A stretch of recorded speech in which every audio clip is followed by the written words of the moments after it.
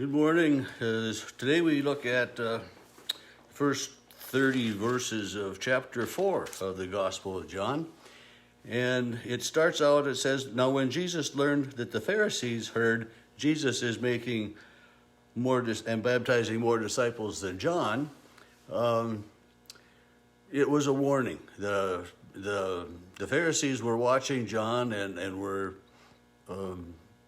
highly critical in some ways of him and of his baptism. And so then when Jesus also begins this ministry, and John tells us it was his disciples that were baptizing more than Jesus himself, and one way or the other, but people were flocking to Jesus, and they were noticing Jesus, and they were hearing what Jesus was saying that was slightly different than what the Pharisees were. Anyway, Jesus learned that the Pharisees were starting to watch him, in and around Jerusalem, where he still was after the Passover and in that area. And so then it says he headed back toward Judea to Galilee. And, he was on his way to basically Capernaum, where he was going to, kind of have his main headquarters, as I've talked about before. And verse 4 says he had to go through Samaria, and he came to this city called Sychar. And so you probably know what's coming. Jesus encounters the Samaritan woman at the well.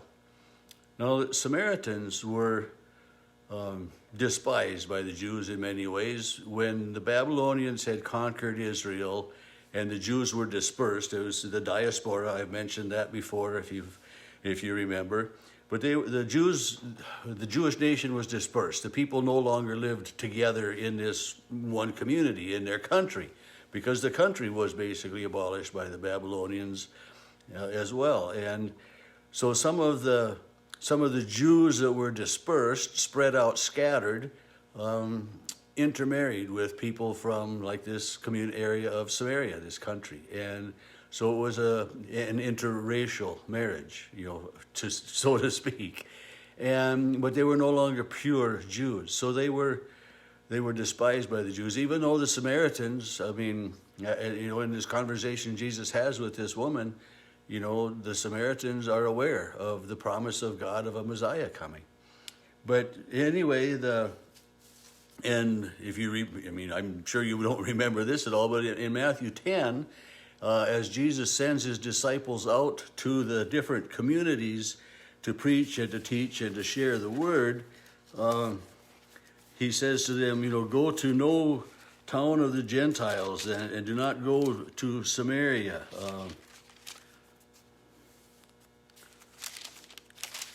Matthew 10, beginning at the very beginning of in verse 6, he says, but go, 5, go nowhere among the Gentiles and enter no town of the Samaritans. So here Jesus has, in Matthew's gospel, told his disciples, to steer clear of those Samaritans. Don't go into those towns. Seek out the Jews.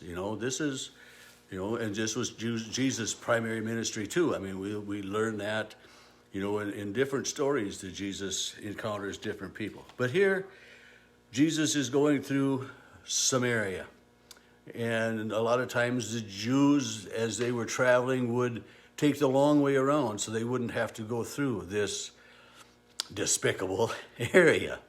But Jesus went through that, and he came to the plot of ground where Jacob's well was. And we don't know a lot about Jacob's well, but the Samaritan people, said our ancestor Jacob dug this well, and it was a deep well. But anyway, Jesus is there. He says, tired out by his journey, about noon, middle of the day, the hot sun shining down, and this lone woman comes to get water, which tells you right away that this woman was an outcast, because most of the women would have come together, most likely earlier in the day, before it was the hot, sunny day. And when you come by yourself, you've got to have your own rope to drop your bucket into the well. And it was a deep well. And deep, who knows exactly how far that means, but she came by herself to get her water because she was shunned by the community. And Jesus talks to her, which, men and women men especially didn't communicate with some other man's wife, and especially a foreigner, a Samaritan. Even though Jesus was in he was the foreigner in this country. But the Samaritan woman was surprised, shocked, that he would even talk to her, that he would even acknowledge her, that he would even see her, because they were somewhat invisible, were not to be looked at. But Jesus asked for a drink of water. And, this woman is surprised, and she responds to Jesus in that, well, why would you, a Jewish man, ask me, a Samaritan woman, for a drink? I mean, it's going to be contaminated if I touch it. It won't be good for you. Pretty much that's the way it was. And they have this conversation, and Jesus says, if you knew who it was you were talking to, you would ask me, and I would give you living water. And if someone said that to you, well, you think, well, what kind of water are you talking about? We can go to the store today and we can buy bottled spring water, we can buy carbonated water, we can buy lemon water, we can buy who knows what kind of water. And sometimes you buy a bottle of water. I did one time, I thought I was getting a bottle of water, and it was some flavored thing that I couldn't even stand it. My water, I like to drink right out of the well. That's the best water there is as far as I'm concerned. But we can find all kinds of water. But living water? Can you go to the store and buy living water? I've never seen it anyway. But Jesus talks about living water. And, this woman, as I said, didn't understand. She said, well, you don't have a bucket, you don't have a rope. How are you going to get any water? You just asked me for a drink, and you offer me a drink? It's just kind of, I would be puzzled if I was this woman too. I would be puzzled if I was me and I was there. And Jesus asked me for water, and then he said, well, I can give you living water. And when I think about this living water, I remember that later in the Gospel of John, Jesus says, I am the bread of life. I am the living life. I am the way, the truth, and the life. He says he is the one that quenches the thirst. He is the one that does all of this. So here he says to this woman, that I will give you living water, and they have this conversation. And Jesus says, everybody that drinks of this water, the water out of this well, will be thirsty again. You're going to have to drink more and more and more. I try to drink a lot of water every day. And every day I got to drink more. But Jesus says this living water that I give will continue to nourish and strengthen you, and it will gush forth from you, Jesus says. And you think about that the life that we have in Jesus, the life of Jesus that is in us, springs forth and comes out. And, he says it's a water gushing to eternal life. And, so when, it's just that reminder that when we have Jesus in us, when we trust in Jesus, we have that promise of eternal life and grace that comes. And this woman says, sir, give me this water. Give me this water. She wants this, even though I'm not sure at this point in time that she understands, because she says, give me this water so I may never be thirsty and never have to come to this well to draw water again. She's tired of her life. She's tired of being an outcast. She's tired of having to come to the well by herself because she's not good enough for the women of the community. And why isn't she good enough for the women of the community? Well, we find that out. Jesus says, go get your husband, bring him back.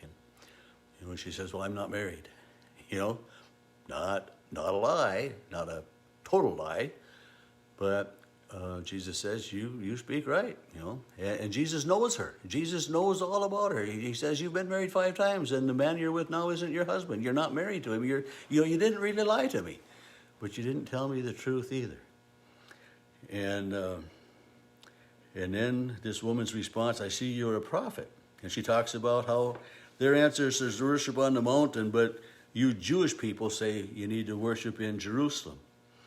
And Jesus says, believe me, the hour is coming when you will worship the Father neither on this mountain nor in Jerusalem.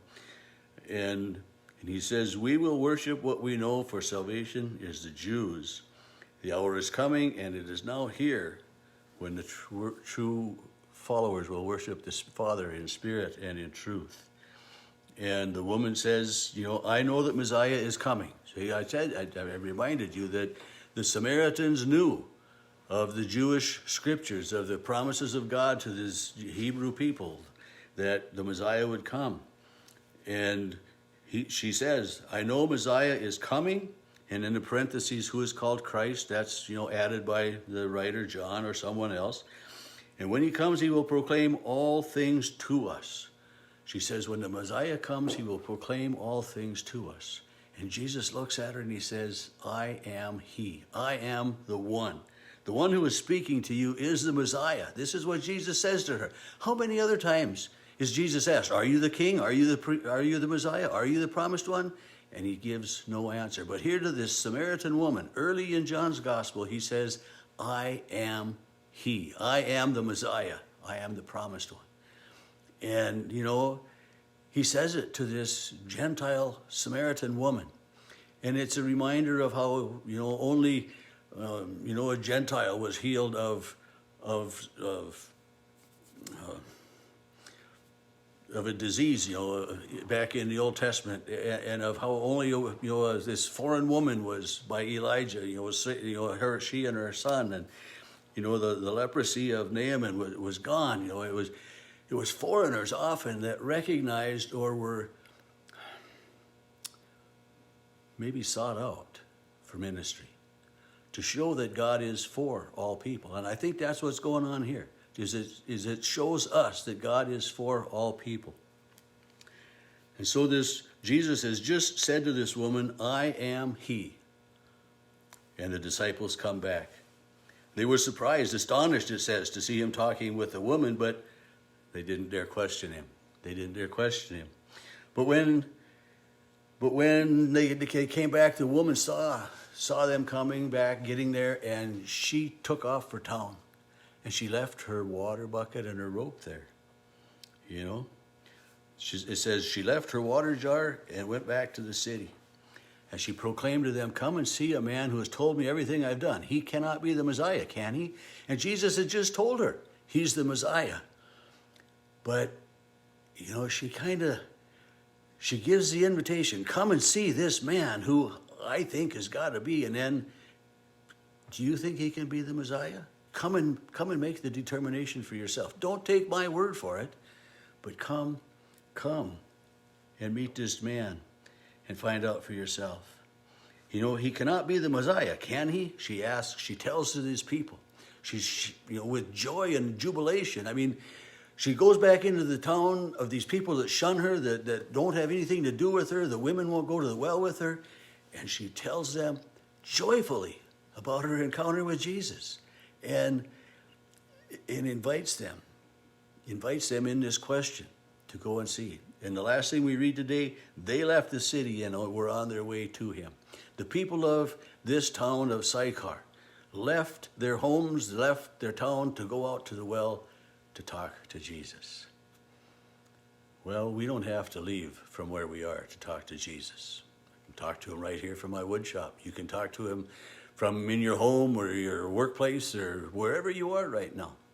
You can talk to Jesus. We don't have to leave home. We don't have to go search him out. He's as close as our breath. So all we do is we just lift our voices, lift our thoughts in prayer, and talk to Jesus. May he lead and guide you today as he does always.